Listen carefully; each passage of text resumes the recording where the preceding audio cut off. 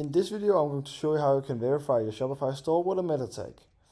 First of all, we want to head down to our sales channels and online store. We want to click on themes, and we want to go in here and we want to type in edit code. So we click on edit code, and we want to go out here.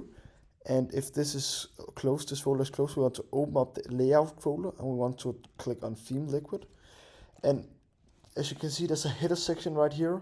So what we want to do is we want to go in here in our head section, and we want to make some space for our meta tag.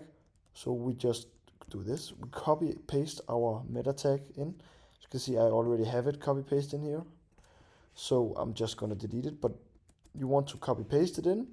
After you have pasted it in, you want to click on save. You can hit back, and you can now verify from the external website your meta tag.